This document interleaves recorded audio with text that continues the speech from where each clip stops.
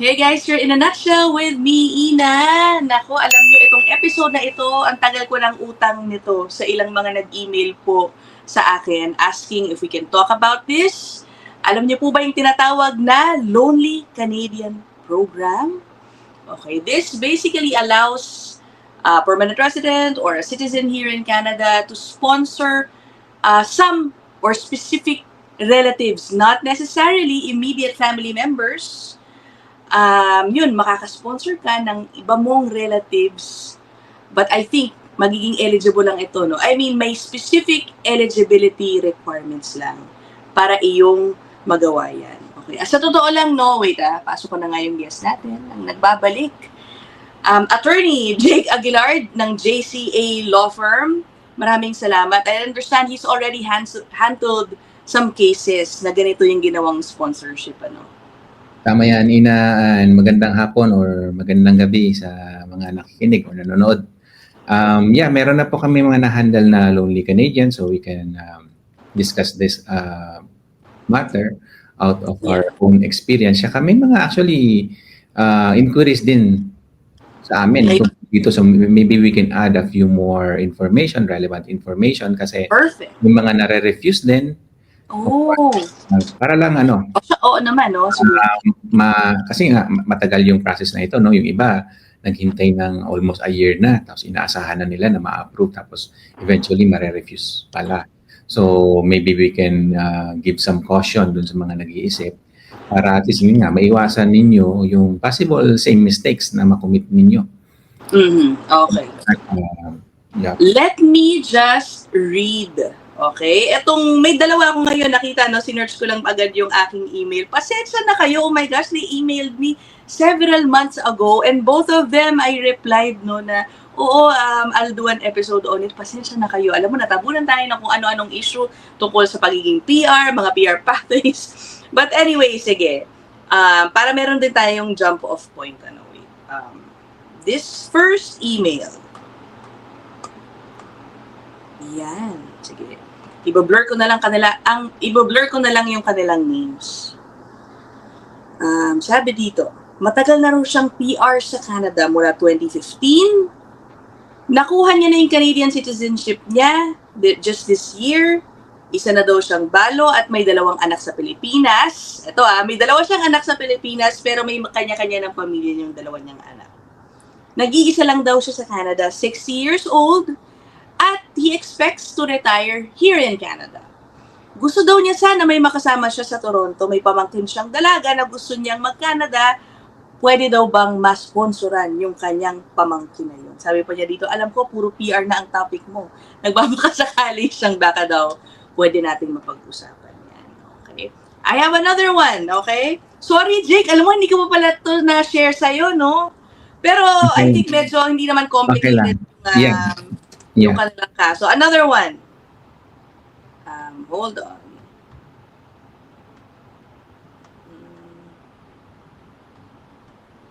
Ayan. Guys, binabasa ko itong mga email ninyo, I promise. Sabi niya, can you discuss in research regarding Lonely Canadian Program? Single siya, in her 40s, living in Canada for 10 years, waiting for the citizenship, oath-taking na lang. So I'm assuming na kapag oath-taking na siya ngayon. I lost my parents already, sabi niya. I have an older sister back in the Philippines and have her own family. Since I don't have parents to sponsor, is it possible for me to sponsor my sister and her family to migrate here? Ayan, okay. Guys, ayan binasa ko. Ngayon ko lang tinutupad yung aking pangako. So anyway, Jake, sino ba ang pwedeng mag-sponsor or mag-avail nitong Lonely Canadian Program? Sino ang pwedeng i-sponsor? Yeah, okay, sige. Sorry, tell us please. Discuss natin yung basics tapos sagutin natin yung huling nagtanong. Kasi na ko yung facts niya, mukhang ang sagot doon is yes. Mukhang pwede siyang mag-sponsor nung kapatid niya, no? Tsaka napansin ko din yung date, yun nga, January pa. Sorry talaga. Sige. Sagutin natin siya. So, yung requirement muna doon sa sponsor, dapat wala nga siyang relative dito sa Canada, no? So, kaya nga tinawag na lonely. Lonely dito, wala siyang relative, any relative. Tapos kung isipin natin, okay, anong boundary nun? Anong limit? Kasi sa Pilipinas, di ba? Marami tayong relatives doon eh. Like second cousin, ganito, 10 barangay, pwede mo Oo.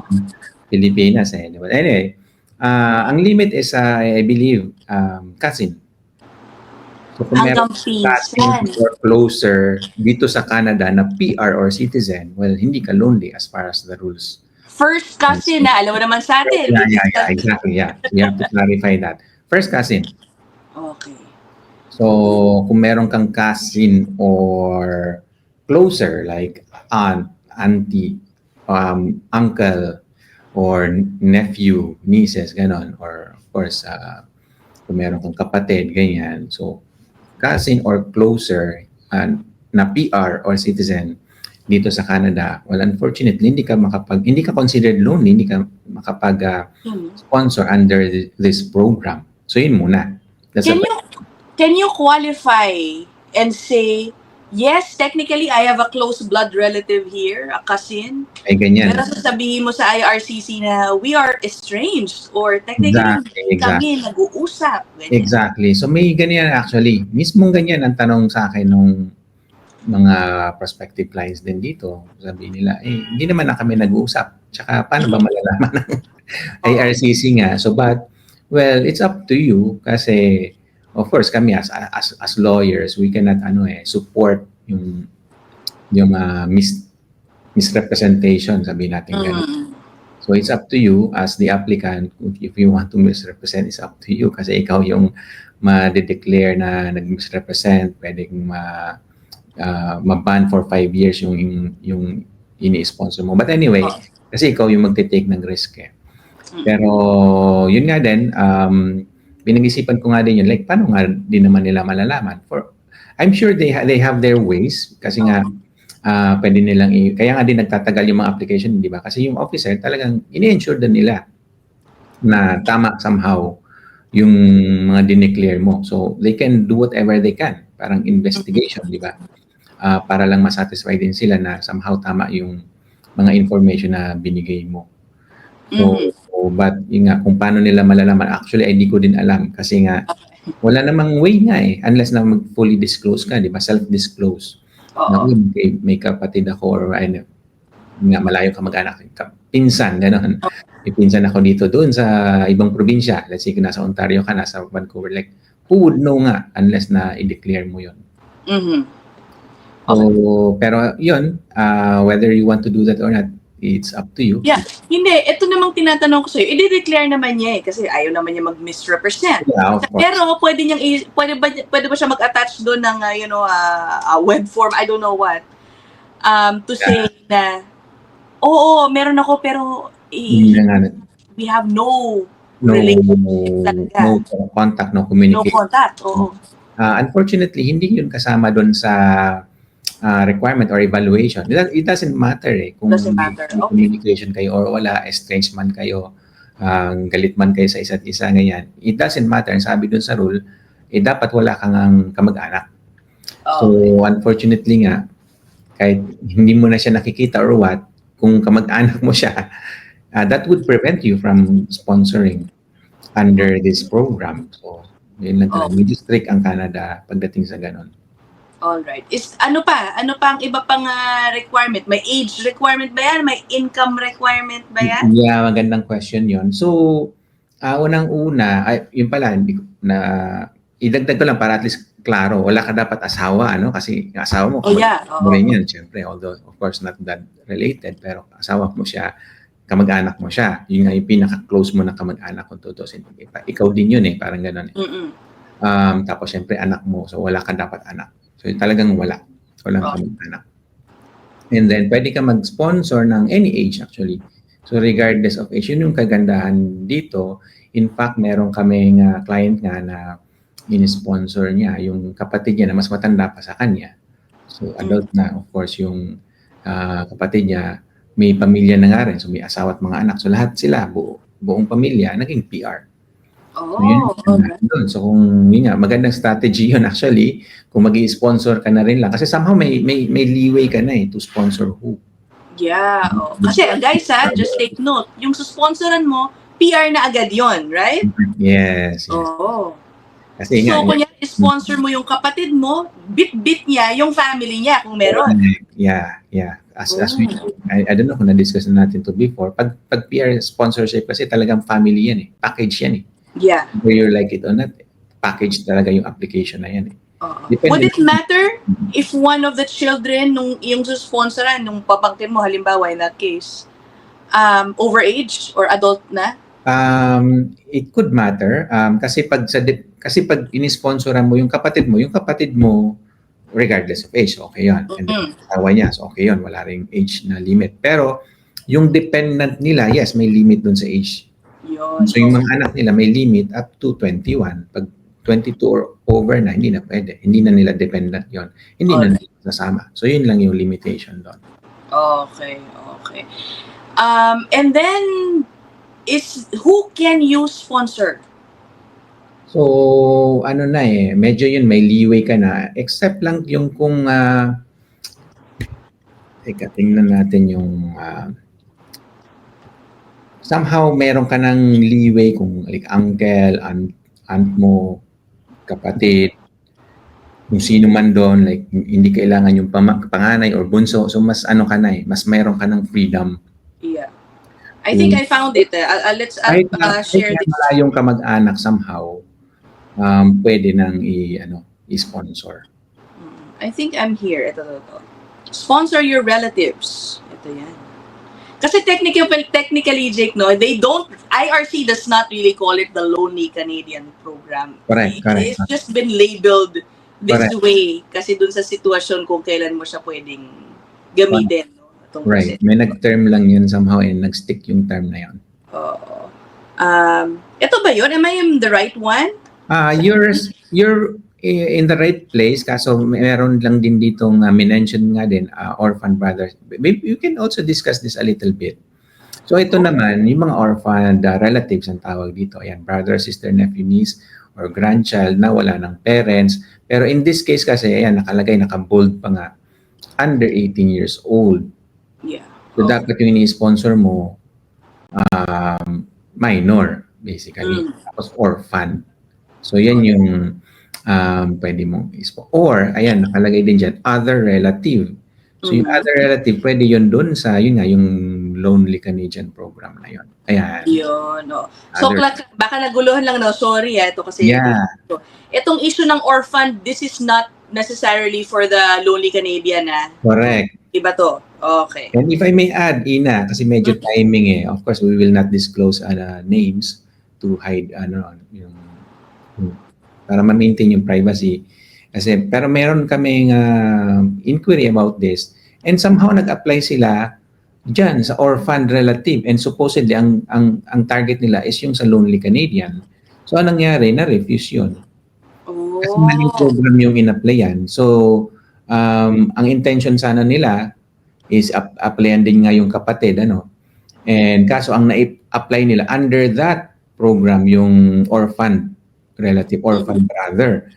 Somehow, na-meet nila yung wala na silang parents o orphan nga. Kaso, yung brother is, adult na. Dun nga sa orphan relative, ang requirement is dapat below 18 years of age. So, na-refuse.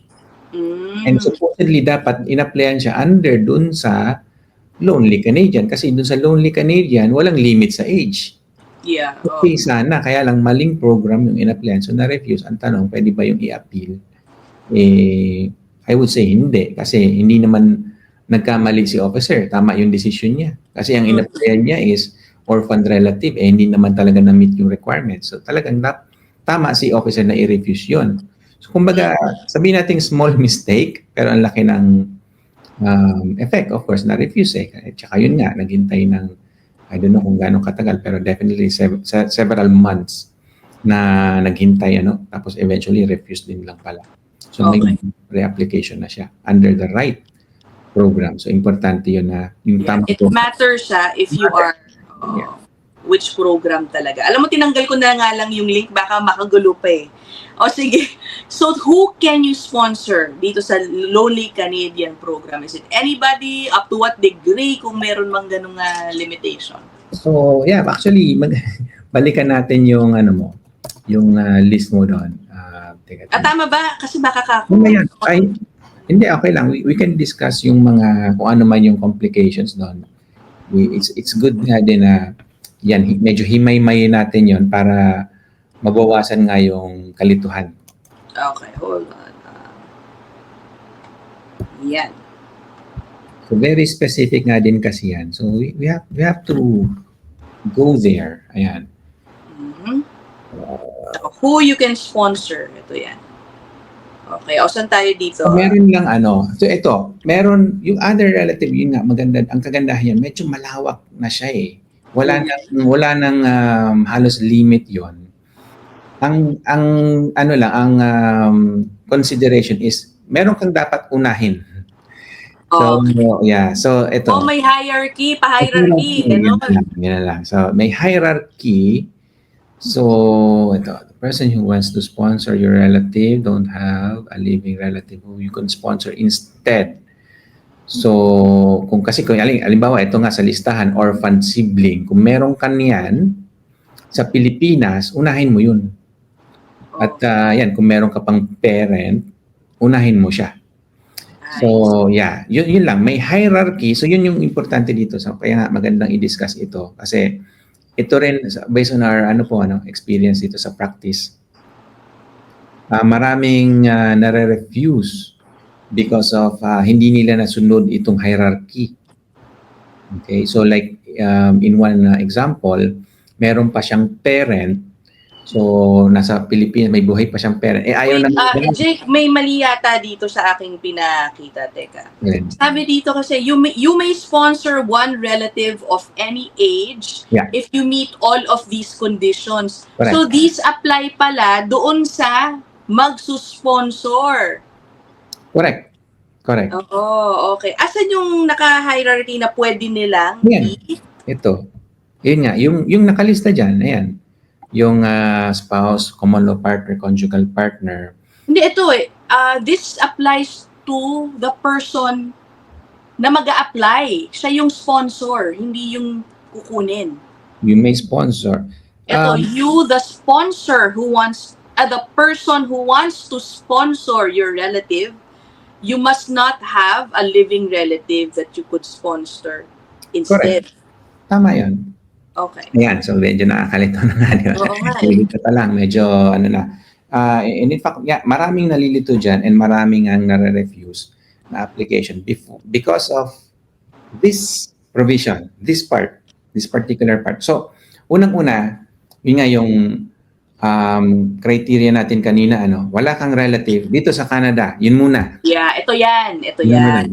Yun din, yung nasa second yun actually You, the sponsor, don't have any relatives, aunt, uncle, or any other of the relatives listed above who is a Canadian citizen, permanent resident, registered Indian, and so on. So, dito yun sa Canada, yung hindi Canadian citizen, hindi permanent resident. Yun muna. So, dito sa Canada, wala kang relative nga, especially yung nakalista dyan. Meron pa actually, yung cousin, hindi nila nilista. Pero, in fact, kung may cousin ka, alam ko, hindi ka pa rin pwedeng mag-sponsor. Okay, so yun muna. And then, okay, yung tanong nga, okay, yung tanong mo kasi, di ba, sino yung pwede mong sponsor? So, almost any relative na nga pero kung may relative ka nung nasa taas na yun lang unahin mo. Parang ano siya, priority, yung mga nasa listahan na yun. Pero kung wala nga rin yun, then pwede ka na mag-sponsor na kahit sino pa, kahit malayo ng kamag-anak Somehow, pwede. Kahit gaano kalayo, basta wala ito. Parang ganon. So, mas may leeway ka na for as long as hindi nag-i-exist yung nasa listahan na yun. Okay. Parent, grandparent. At tapos yun nga, itong isang example na minsan mga nagpapakonsult na din sa amin na mention nila na refuse yung application kasi halimbawa may parent pa sila. Or grandparent na, yun nga, sabihin natin matanda na ayaw naman nga pumunta sa Canada. So, ang in-sponsor nila, yung kapatid na lang. Somehow, make sense po, di ba? So, pero, yun nga, sabi dun sa listahan na yun, unahin mo yung list na yun, and may hierarchy yun So, kung may parent ka pa, dapat ang sponsoran mo, yung parent mo. Kahit ayaw niya. Ganun siya. Medyo strict yung implementation ng IRCC dyan. Or masama mang sabihin, somehow, hintayin mo na mawalan ka na ng parent. Uy, Bago, grabe, ganun. di ba, medyo morbid, pero kailangan wala kang parents, wala ka ng parents para ma-sponsor mo yung kapatid mo. Okay. Yun lang. Kailangan ba ng certain income for you to be able to sponsor? Meron, yeah. Kasi kung ang ini-sponsor mo is hindi yung close relative mo, like spouse or yung dependent mo, kailangan mong pumasa doon sa LICO. Ito yata yan no? Check if you're eligible, meet set income guidelines. Yan. Yes, and I think meron po kaming listahan niyan. Let me check that list. It's here. This one? LICO, yeah. Federal Income Scale, Table 2024. Tingnan, ano ba yun? Yeah, exactly. Yeah, that's it. Yeah. Siyempre, ina-assume na nga na mag-isa ka lang di ba? So, one person, yung the sponsor. Yeah, so definitely kasama ka na sponsor. So, kung ang ini-sponsoran mo, isang tao lang, wala siyang dependent. So, dun ka sa 2 persons, yun yung minimum. Sorry, ganun pala. Okay. 6,576. Yung kung ang ini-sponsoran mo, yun nga, yung nabanggit ko rin kanina, may asawa siya, tapos may mga anak, bilangin mo silang lahat. Plus you as the sponsor. So, ilan lahat-lahat kayo. So, based sa number na ito, yun, kung anong ilang persons yung natapat, tingnan mo yung minimum necessary income. Yun dapat yung income mo. Alright. For the past, I think 3 years yun. Ito ba yan? Okay. Something like that. So, mayroong income requirement po. Yeah. Okay. And you mentioned, it takes a while for the processing ng ganitong type of application. It takes a while po. So, from our experience, more than a year din po ang processing. And yung pag-check nito, sinasabi mo, kaya rin matagal, they really make an effort to verify Definitely. yung mga existing relationships mo perhaps, para talaga mapatunayan na kailangan mo ng kasama dito. Correct po. Definitely. Yun po yung pinakatrabaho ng officer. So they have to maintain the integrity of the system nga po, yung bang hindi sila nalulusutan. Importante po yun sa sistema. So they ensure, they take effort para talagang ma-confirm na yun nga, wala ka ba talagang kamag-anak. So as you can imagine, hindi siya madaling gawin. And then yun din po yung nagpapatagal sa mga proseso. Kasi si officer, they have to be satisfied. Kumbaga, kailangan din nila yung due diligence nila para ma-confirm nga na tama lahat ng mga sinabit mo. Okay. So, kung babalikan natin yung nag-email sa akin, ito. Sige po, balikan natin yung una, yung huli. Kasi yun yung mas na-fresh sa isip ko, yeah. Yan, yung huli. Mukhang okay siya. Mukhang yes yung sagot dun sa tanong niya na kung pwede ba siya mag-sponsor, I think kapatid ba ang tinatanong niya? I lost my parents. Single siya. Already have an older sister back in the Philippines sa may sariling family. Yan, wala daw siyang parents to sponsor. Obviously, is it possible for me to sponsor my sister and her family? So the answer is yes. Mukhang yes. Ang assumption natin, wala nga siyang kamag-anak dito sa Canada. At sabi niya, wala na siyang parents. Hindi lang nabanggit dito yung grandparents, but we'll just assume na wala na rin siyang grandparents. And then we'll also assume na wala siyang orphan na relatives na minor. Okay? Kasi kung meron, unahin niya yon. Alright. Pero kung wala na yun, pwede niya nang i-sponsor yung nakakatanda niyang kapatid kahit pa overage na. Pwede pa rin. So, yun ang kagandahan niya. Ito namang isa. Sabi niya, Garcia, Canadian citizen na, may 2 anak sa Pilipinas na may mga pamilya na. So, hindi ito yung gusto niyang i-sponsor, not isa sa... Okay, yeah. Nag-iisa lang daw siya dito, 6 years old. Yeah. Dito na siya mag-retire. Pwede ba niya kunin yung kanyang pamangkin na dalaga na gusto na rin mag-Canada? So, yun yung medyo complicated ng konti. So, yun nga, balik tayo dun sa pinag-uusapan natin kanina, yung hierarchy. Sabi dito, son or daughter. So, unahin niya yung anak niya. Na age, kaysa dun sa pamangkin ba yun? So, in this case, mukhang hindi po pwede. So, kailangan niya sundin yung hierarchy. Alright. Ayun. Yun po ang sagot. Sorry, pasensya na, no? Kaya, So, dyan medyo mahigpit si Canada po at saka doon nga madalas nag-fail based on our experience po sa mga nakikita natin na nag-apply under this program ay hindi nasusunod yung hierarchy. Oo. Ito po yung hierarchy na pwede niyong sponsor. Okay. Meron pa bang iba, Jake? Baka may nakalimutan tayong banggitin tungkol dito.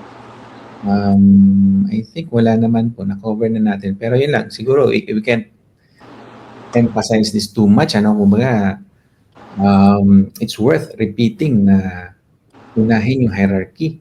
At saka, hindi enough na reason na yung anak ko ayaw naman may pamilya na kasi siya. Hindi reason yun.